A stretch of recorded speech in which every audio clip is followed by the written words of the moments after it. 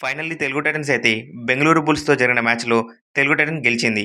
ఈ match గెలవడంతో Telugu Titans eliminator 3కి అయితే అర్హత సాధించింది.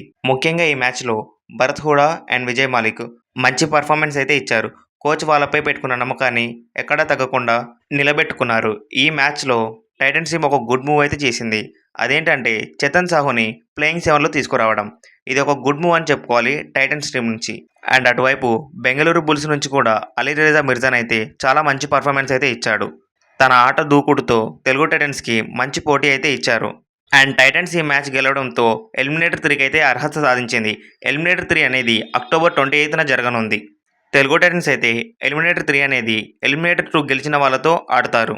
తెలుగు టైటన్స్ ఎలిమినేటర్ 3లో గెలిస్తే మళ్ళీ సెమీఫైనల్లో క్వాలిఫైర్ 1లో ఓడిపోయిన వాళ్ళతో మళ్ళీ ఒక మ్యాచ్ ఆడాల్సి ఉంటుంది. ఆ మ్యాచ్ ఆడి గెలిస్తే ఫైనల్కి వెళ్తుంది Telugu Titans. Telugu Titans playing 7లో ఎలాంటి స్ట్రాటజీతో అండ్ ఎలాంటి డిఫరెంట్ చేంజెస్తో వస్తే బాగుంటుందో కామెంట్లో కామెంట్ చేయండి గైస్. ఇన్ఫర్మేషన్ నచ్చితే మన ఛానల్ని ఇప్పుడే సబ్స్క్రైబ్ చేసుకోండి.